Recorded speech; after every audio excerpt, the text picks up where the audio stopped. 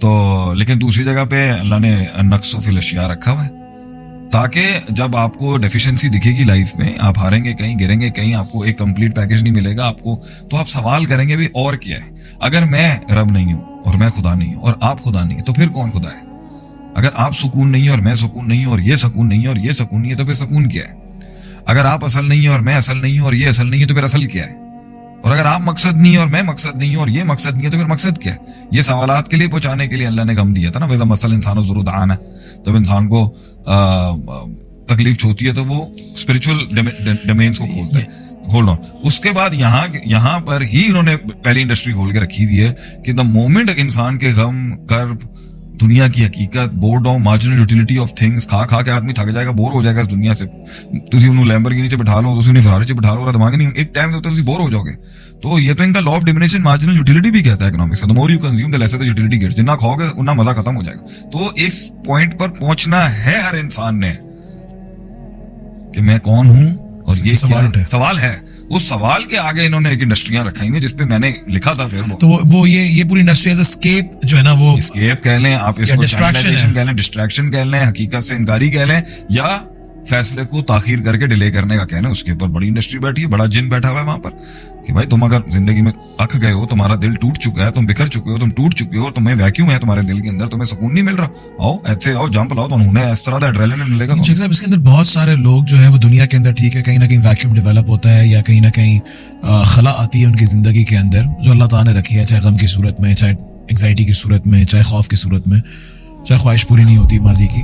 तो वहां पर बहुत सारे लोग दीन पे आ जाते हैं। किसी ने आलिम का कोर्स शुरू कर दिया तो उसने भी तो एक पैशनिज्म वाली चीज अपनाई है ना।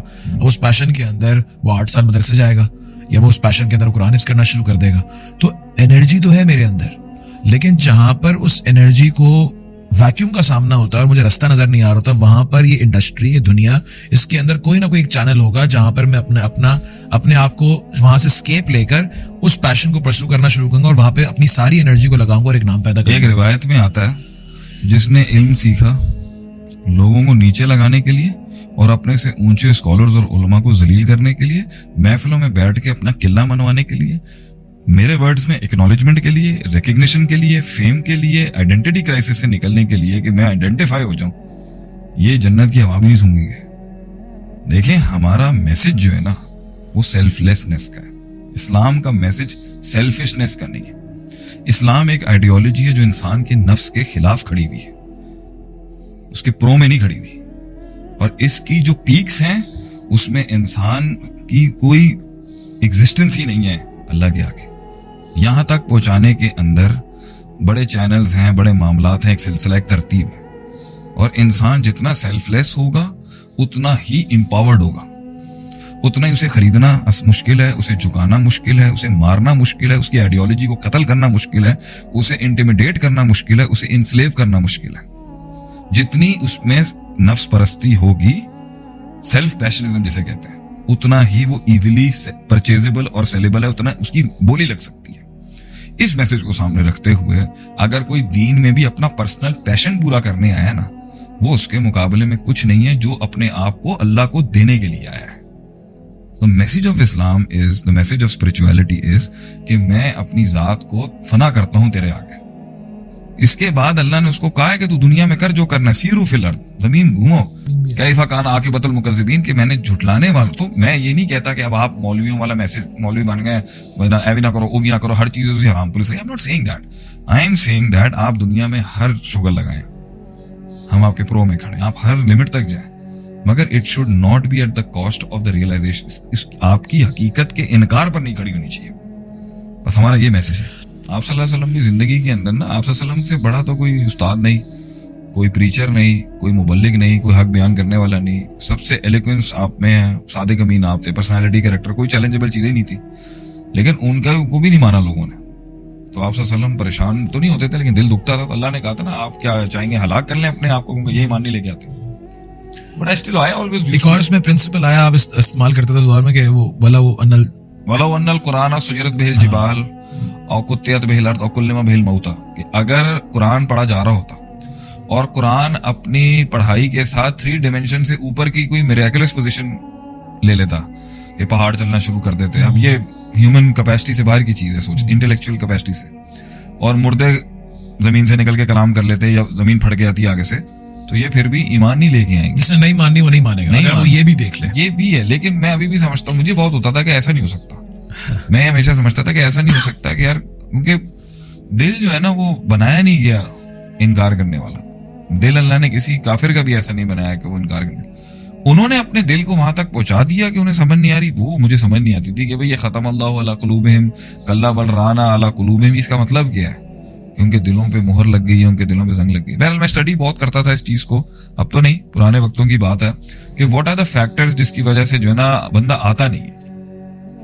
तो उस पर हमें कुछ फाइंडिंग्स मिली थी, तो फिर मैंने उसको एक ऑर्डर में रख के एक आर्टिकल भी लिखा था, उसको अपने अंदर अपने इदारे के लिए लिख दिया। फिर मैंने कि देयर आर सम इंडस्ट्रीज जो काम कर रही हैं कि वो रियलिटी चेक जो है ना वो स्टैब्लिश ना हो, और उसके पीछे बैठे हुए हैं वो, और बड़े खुंग बैठे हुए हैं, बड़े लोग बैठे हुए हैं जो आपको ना जानते बूझते भी, आपको समझ में भी आ जाएगी ना, लेकिन आप एक्सिक्यूट नहीं कर सकते अपने डिसीजन को हकीकत और सच की तरफ। तो हमने तुम्हें पहले ही बताया था वो 10 टाइप्स ऑफ मैडमैन भी था, अब तो उसमें एड ऑन बहुत हो गया। तो मेरे ख्याल से पहली चीज जो मुझे लगती है इसके अंदर वो ये है कि उसमें 10 नुकात ये थे कि एक इंसान जो है उसको इतना पैशन ओरिएंटेड कर दो, पैशन पैशन पैशन का इस तरह गर्दान चला दें आप कि पैशन जो है वो स्पिरिचुअलिटी से, मकसद से, रियलिटी से ऊपर हो जाए, और फिर वो एक्सट्रीम पैशनिज्म में, एक्सट्रीम स्पोर्ट्स, एक्सट्रीम थिंग्स, और एक मैच्योर होने लगे तो दूसरा ले आओ। सो यू वुड सी कि देखें, मैं इसके खिलाफ नहीं हूं कि इंसान की जिंदगी में लगन नहीं होनी चाहिए किसी गोल्स के लिए पूरा करने के लिए, लेकिन पैशनिज्म केम लाइक एन इंडस्ट्री के हम आपको सोचने ही नहीं देंगे इसके, मतलब इतना इन्वॉल्व रखा है उन्होंने, मतलब वो समुद्रों में जा रहा है वेल मछलियों को डिस्कवर करने के लिए, वो शार्क्स के साथ स्विम कर रहा है, वो स्काई डाइविंग कर रहा है, वो पहाड़ों की उन लिमिट्स को एक्सप्लोर कर रहा है, K2 की पहाड़ी पे चढ़ा है। What effect is it going to bring in your performance and your position and your status इस दुनिया के अंदर और आखिरत के अंदर? ये तो बात की सवाल है। मैं सबको हराम और हलाल के पर्सपेक्टिव में नहीं कह रहा, मैं ये बता रहा हूँ कि जो रियलिटी ऑफ लाइफ है ना, जो सच्चाई और हकीकत है जिंदगी की, ये उस पर आने नहीं देंगे। अगर आपको लगता है कि पहाड़ चढ़ के आप एक अच्छा घर चला सकते हैं, no, that's not the case. If it's a sport और एक इंसान एंजॉय कर रहा है उसको और उसको सेंस ऑफ अचीवमेंट मिलती है, नहीं, इसमें जाएं, ये सारे एवेन्यूज खुलते ही नहीं है जब तक इंसान के अंदर पागलों वाला पैशन ना हो। नॉर्मल आदमी नहीं कर सकता। नॉर्मल आदमी क्यों जाएगा और शेर के पास जाके बैठ जाएगा जंगल में? क्यों करेगा वो एक आदमी ये काम? नॉर्मल आदमी बिलो -20 डिग्री सेंटीग्रेड की वर्टिकल हाइट को क्यों अचीव करना चाहेगा? क्यों करेगा वो? उसकी अपनी जिम्मेदारियां इतनी है। जो जिंदगी की रियलिटी और हकीकत पे बैठे हुए लोग हैं, उनका अगर ये प्रोफेशन है, तो अगर ये प्रोफेशनलिज्म है, तो प्रोफेशनलिज्म इतना ऊपर नहीं लेके जा सकता आपको, पैशन लेके जा सकता है आपको। सही है। प्रोफेशन नहीं लेके जा सकता आपको एवरेस्ट की पहाड़ी के ऊपर। प्रोफेशन आपको नहीं, they want to do something big. There has to be something else अभी भी, वरना हो नहीं सकता। प्रोफेशन जो है ना वो 50 फीट तक लेके जा सकता है, मैरियाना ट्रेंच तक नहीं लेके जाएगा उसको। पैशन होता ही अंदर है, लगन होती है आदमी की, वो उससे अपने आप को डिफाइन कर रहा होता है, उससे अपने आप को आइडेंटिफाई कर रहा होता है, उससे अपने आप को तलाश कर रहा होता है। But if passion is for good, Passion the is result always will be good. It's not about कि passion is for good or passion is for bad. इसको exploit industries करती हैं पैशनिज्म में। एक्सट्रीम स्पोर्ट्स पे चले जाएंगे, कार रेसिंग को आप देख लें, monster these have fatalities as well. इसमें नुकसानात भी बहुत हैं। एक लिहाज में खिलाफ नहीं हो के ये होना नहीं चाहिए, पैसे की इंडस्ट्री तो उस पर बैठी हुई है, पब्लिक को ट्रक की बत्ती पे लगाया हुआ है पीछे, ठीक है। फजूल वक्त को अपनी असल से हट के इन फजूलियात में लगाने के लिए इंडस्ट्री बहुत बड़ी है। लेकिन एक आदमी जो अपनी जिंदगी के अंदर दुखों और गमों के साथ एक प्लेटफॉर्म पे पहुंचा है ना, जो अल्लाह ने उसके डिजाइन में रखा था, कि एक जगह तो अल्लाह फरमाता है ना कुरान में, मा तरा फी खल्क़ि रहमानी मिन तफावुत, कि रहमान की तख्लीक के अंदर कोई नक्स नहीं है।